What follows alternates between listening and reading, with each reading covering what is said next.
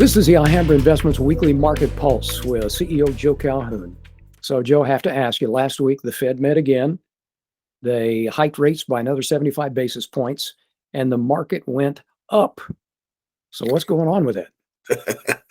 Well, it did initially, right after the statement was released, and that's because the statement was perceived as dovish, meaning that, oh my gosh, they're not going to keep going at 75 basis points every meeting until, hell freezes over.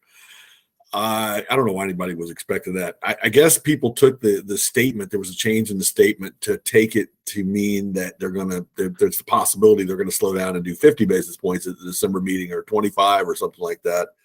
So it was seen as positive and or dovish, and so the market rallied on that. That lasted about 20 minutes until Jerome Powell mounted the stage and knocked all that down. He was somewhat more hawkish in his at the press conference, but frankly, I don't think it was that much of a difference.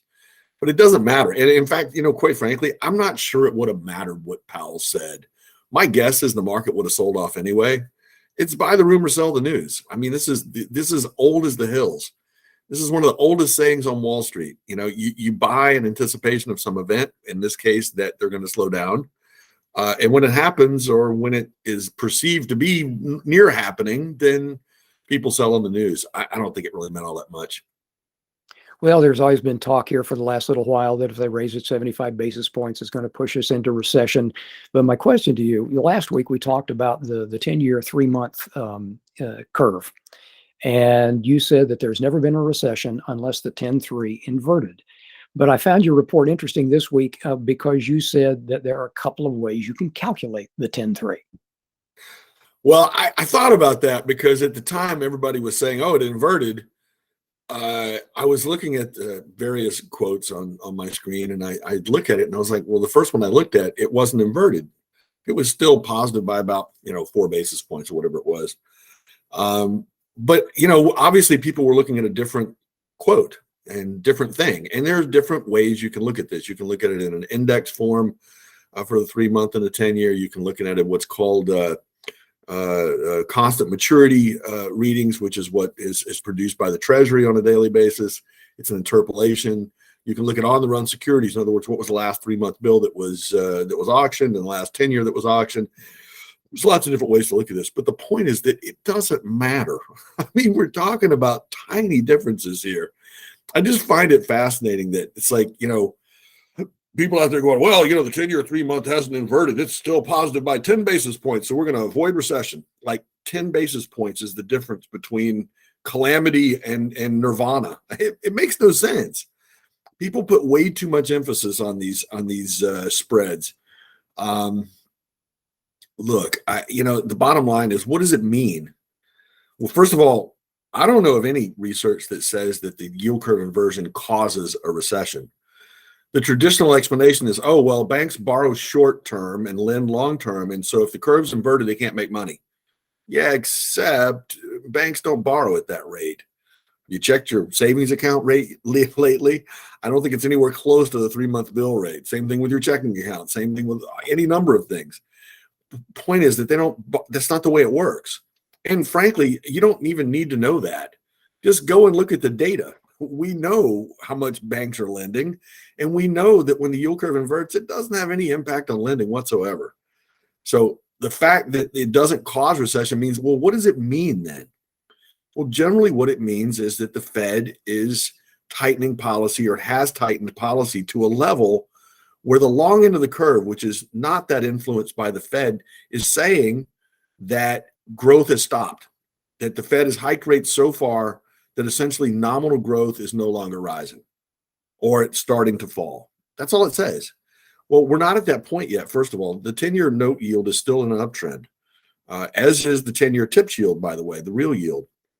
So, that idea that this yield curve inversion means recession is imminent and that it is for sure going to happen, we don't know those things. I said in the piece too that you shouldn't assume that because something has never happened that it can't. So we've not had an inversion of the 10-year 3-month curve and not subsequently gotten a recession, so in the post-war period. Does that mean it can't happen? Well, no, it just means it hasn't. There's been tons of things that have never happened before that happened during my 30-year career. So I'm never going to say that. Is it going to be the different this time? Probably not. We probably will have recession, but I don't know that. So I just think people need to get it out of their head that these things are sure things, because they're not. Well, and it does seem like there are a lot of investors that take that macro approach. They say, okay, so the curve inverted, and now I've got to sell my stocks and buy bonds and so on and so on. Doesn't work that way. Well, look, this is something I've been fighting for a long time. People have this idea, I call it all or nothing investing. Oh, we're going to have a recession, I'm going to sell all my stocks. Really? I'm not sure that makes any sense. First of all, you could have a mild recession where stocks go down 20%, and now you've sold all your stocks and you're going to have to pay taxes, and you got to figure out when to get back in. It may not be worth it. So rather than sell all your stocks, maybe you sell some stocks. These are about probabilities, not sure things. Again, the idea that you're going to have recession and so I should own long-term bonds, that is traditionally what you do. But it doesn't work all the time. It has sure as hell hasn't worked this year. The TLT, which is the long duration treasury ETF, is down over 30% this year. Oh, you've done worse there than if you just kept owning stocks. So no, it's not that easy. People have this idea that there's a formula. It's like, oh, this happened, and so therefore, X happened, so I do Y. It's not that simple. You have to think about this stuff and make some rational decisions about what you're going to do with your money. And you shouldn't be making all or nothing bets. Look, the guy down in Houston who bet on the Houston Astros to win the World Series back at the beginning of the season and bet $10 million on it and collected $75 million the other day. Yeah, that's called luck. And it's called being a big Astros fan because he's from Texas. But it doesn't have anything to do with the way you invest your money. And that's kind of what people do when they do this all or nothing type thing. I think it's ridiculous. So is the moral of the story, don't put your faith in just one indicator? Well, certainly don't put your faith in one indicator, but also, don't assume that indicator means the same thing today as it always has. I touched on this a little bit in the piece, and it's interesting to me. I mean, you think about the communications revolution that we've had in the last 30 years since the internet came around in the 90s. And you think about how information is processed, how information is disseminated, how much more is known today. Listen, the yield curve itself. Listen, when I got in this business 30 years ago, nobody talked about the yield curve. Nobody knew what it was. Some bond nerds knew what it was, but other than that, the equity guys sure didn't know what it was. Nobody paid attention to it. Why? Well, because the research that produced that idea that the yield curve inversion indicates recession wasn't done until the late 80s. So fine, okay. So today, when everybody knows that that's what the yield curve means, does a yield curve inversion today mean the same thing as it did, say, in 1973 when nobody knew about it? I don't believe you can make that leap. So I don't think you should assume that things are always going to mean the same thing. Things change. Society changes. Communications change. The way the Fed operates has changed dramatically. Does a yield curve inversion today under a floating rate exchange system that we have today mean the same thing as it did in 1969 when we were under Bretton Woods under fixed exchange rates? Gosh, I don't know. I don't think so. It seems to me that there's a big difference between the way the world works in 1969 and the way it works today.